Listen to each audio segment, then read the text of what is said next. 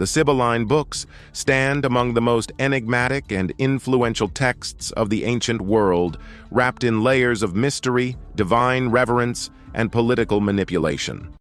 They were not books in the traditional sense, but a collection of prophetic utterances attributed to a Sibyl, a priestess or oracle inspired by the gods, most likely Apollo.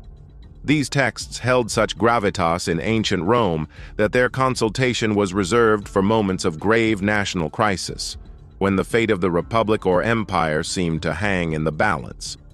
Though the original texts were lost to history, their influence endured for centuries, shaping religious practices, legitimizing political decisions, and contributing to the mystical atmosphere that cloaked Roman statecraft in divine sanction. According to Roman legend, the Sibylline Books were offered to the last king of Rome, Tarquinius Superbus, by a mysterious old woman. When the king scoffed at her exorbitant price and declined her offer, she burned 3 of the 9 books and returned to him, offering the remaining 6 at the same price. When he again refused, she burned another 3, repeating her offer for the final 3 at the original cost. Finally, realizing the gravity of what he had rejected, Tarquin relented and purchased the remaining 3 texts. This myth underscores the immense value that the Romans placed on these books, which were subsequently housed in the temple of Jupiter Optimus Maximus on the Capitoline Hill, entrusted to a cadre of priestly officials known as the Quindecimviri Sacris Faciundis. The Sibylline Books were never read casually or widely distributed. Their contents were cloaked in secrecy. Access to the texts was restricted to the Quindecimviri, who were charged with interpreting them when instructed by the Roman Senate. These priests would consult the books not for general guidance, but in response to specific public emergencies, plagues, military defeats, natural disasters, or ominous portents. The guidance they extracted was often cryptic and symbolic, prescribing rituals, the introduction of foreign deities, or moral reforms designed to restore the Pax Deorum, the peace between Rome and its gods. One of the most notable impacts of the Sibylline Books was their role in integrating foreign deities into the Roman religious framework.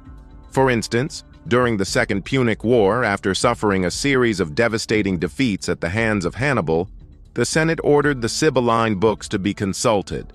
The result was the importation of the cult of Cybele, the great mother goddess from Asia Minor. A sacred black stone, believed to embody the goddess, was brought to Rome and enshrined on the Palatine Hill. This act not only aimed to restore divine favor, but also symbolically unified Rome with the ancient religious traditions of the Eastern Mediterranean. Over time, the Sibylline Books became as much political instruments as spiritual guides. Their interpretations could be manipulated to support specific political agendas. This was especially true during the transition from republic to empire.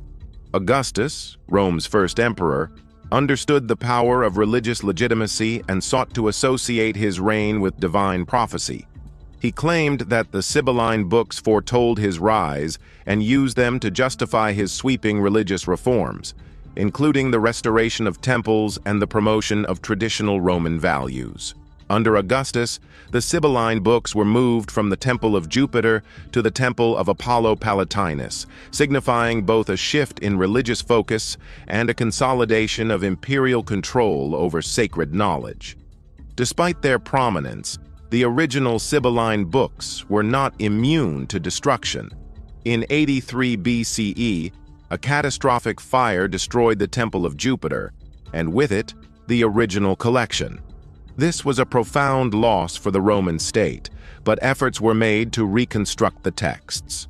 Roman authorities scoured the Mediterranean world for Sibylline verses, gathering prophecies from various oracular sources in Erythrae, Cumae, and other sites known for their traditions of inspired prophecy.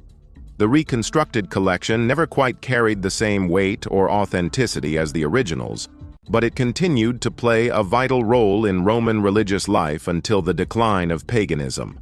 The Sibylline Books ultimately fell out of favor with the rise of Christianity.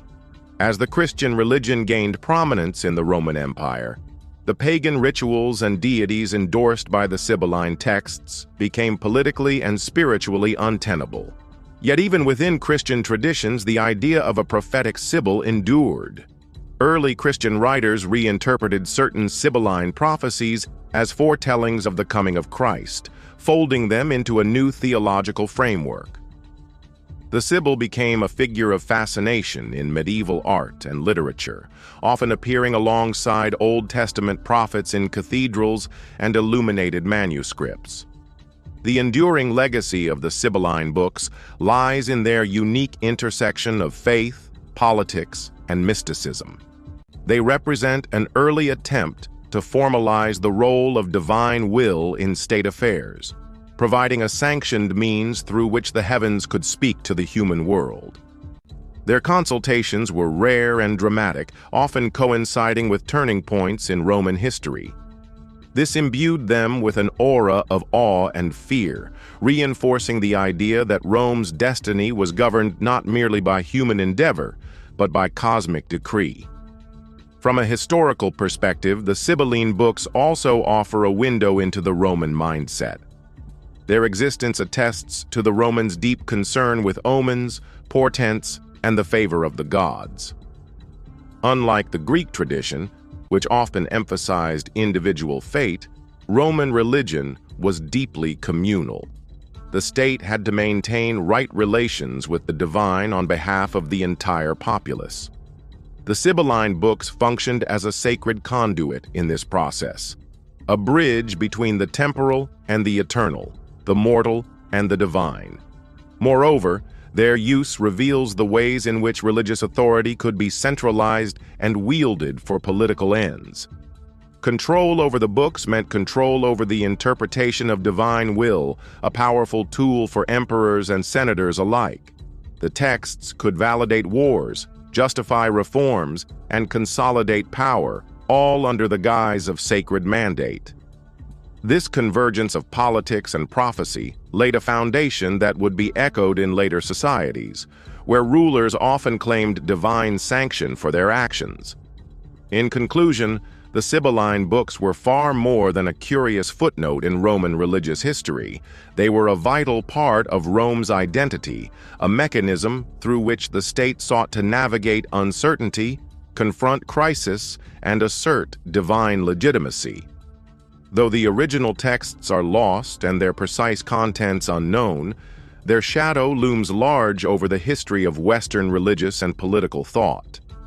They serve as a reminder of a time when prophecy shaped policy, when divine messages were believed to determine the fate of empires, and when a few sacred texts held the collective hopes and fears of an entire civilization.